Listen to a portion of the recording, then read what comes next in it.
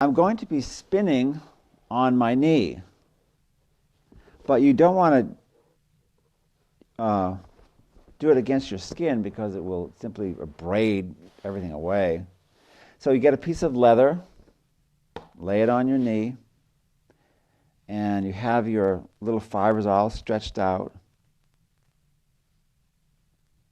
And this is one thing that the Indians that lived in this area who used Indian hemp used to say all good things go towards the heart. And they used to twist their fibers in this direction. Twisting seems to be a natural kind of thing. You see fibers, like if you know someone with long hair, they tend to twist them. It's just something that would seem to do.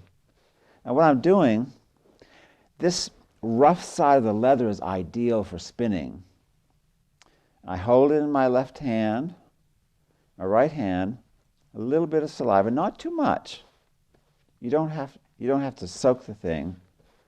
And what you'll find is the fiber lays down very nicely.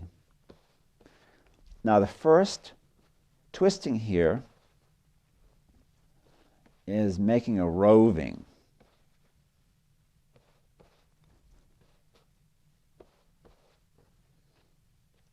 You can go at a pretty nice clip doing this.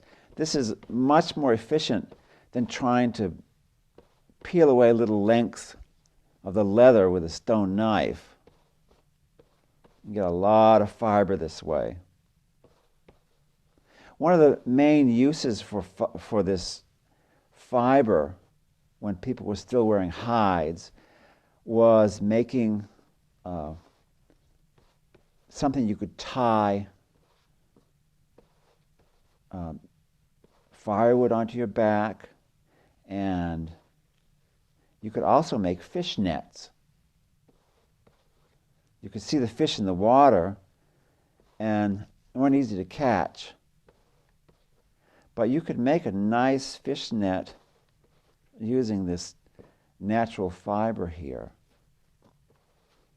The only thing is you have to make it very strong because the fish are going to fight when they're all stuck in the net. So, being the spinner here, I really have to work at this fiber to make it as strong as possible. You can see what's happening. I'm getting a nice length here of line, and this is my roving, so I'll do it again. The second time, you really give it a nice twist. Give it a tight twist. And what will happen on the leather, it'll become slightly moist with your saliva, and that really helps the spinning process. It grabs the fiber, and you can give it a nice tight twist that way.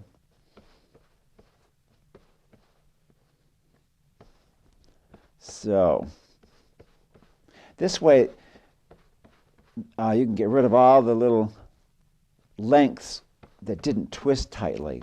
You don't want to have any weak spots in this.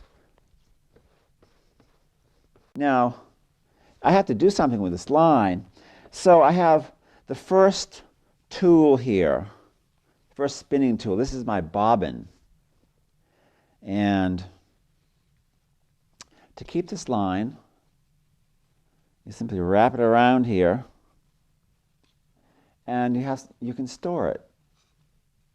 It wasn't long before people started inventing different things to make the process more efficient.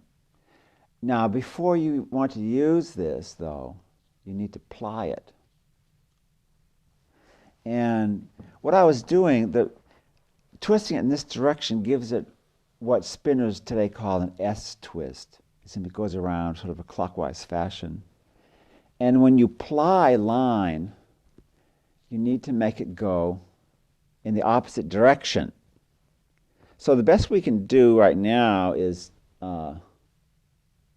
make a double ply here. Put two lengths together. You see how evenly you can spin just on your lap. Now, in ancient Greece, I think it was maybe 3 or 4 thousand years BC. They had a lot of clay, and they actually created something that fit on your leg. It was a terracotta piece that was half round and had a cap on the end, and it would slide over your leg, and that's what they would use to spin. It's sort of a rough surface, so it would grip the fiber very nicely. So not everyone just used a piece of leather. Now, when you're going to ply, you want the fiber to go in the opposite direction. So what I would do is, I'm going away from my body now, but to hold this down, to keep it tight, my left hand moves towards me, the right hand goes out. And I'm putting what spinners call a Z-twist into this fiber here. It's twisting backwards so that it won't just fall apart. You have the two different twists interlocking. And flax loves to interlock. So you can see what's happening here. I'm making a plied line, and this is much stronger than the single line. If you're making a fishing net, you really want to make sure that you have a line that's not going to pull apart. The next stage, beyond making this fiber into a line, is to plait it into a thicker, maybe like a little tape or a belt, something that if you had a large load in your back, you'd want something thicker. So they've designed a way to plait this stuff.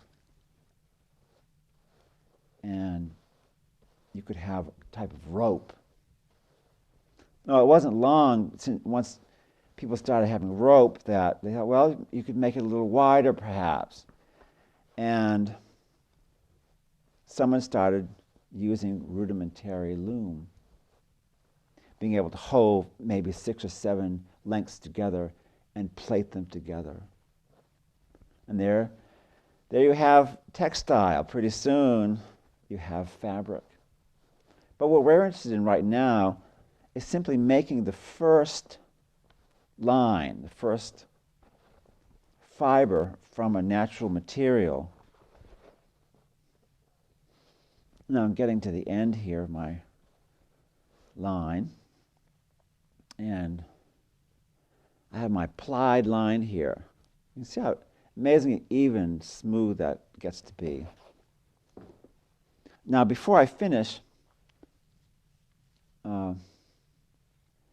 I do this by hand. The right hand goes away from me, left hand holds it back. This is sort of my finishing ply here. This really tightens down the fibers. People didn't have to worry about putting things in their mouths and getting germs, because who knew about germs? This is just something you did. I suppose you could put this in a little bit of water, but it's just as easy to use a little saliva, and you don't use a lot. Just a little bit, and it lays down very nicely. My right hand is going away from me. Left hand is twisting back just a little bit. This is something you can, if you're homeschoolers or Boy or Girl Scouts, this is a wonderful thing that you can do to get in touch with textiles. Because from the moment you're born to the moment you die, we're covered in fabric. And what's more important than to understand how this stuff is created? And you can do it simply by putting it on your knee. And the Native Americans used a lot of wampum for money. And this fiber is what the Indian hemp that they had here is what they used to make jewelry and make wampum. Now before we're done, you want this to be waterproof. So I get out my piece of bark, put that on your knee, and get a little piece of wax here. What you might do is dip this in warm wax, or you can do what I'm doing here. I'm simply taking the wax and rubbing it on the fiber and giving it a final twist. This helps it lay down, and also it makes the flax more waterproof. So if you live in a climate that gets damp in the wintertime, you don't want your nets and your fiber to rot away. You want this to stay as long as you can, because it'll get heavy use. And then what I would do is simply go through the whole process here using the wax or pitch. I think pitch would actually be a better thing. You heat up the pitch, dip the line in there, and twist it again, and then you're ready to go. You're ready to ply this. You can make some kind of crude fishing line. I've seen fish hooks from the 1st century BC, so they had them for a long, long time. And we have our early bobbin here, which is interesting. So this is how it all began, using a fiber. And it's a wonderful, clean fiber, which I just love. So here it is.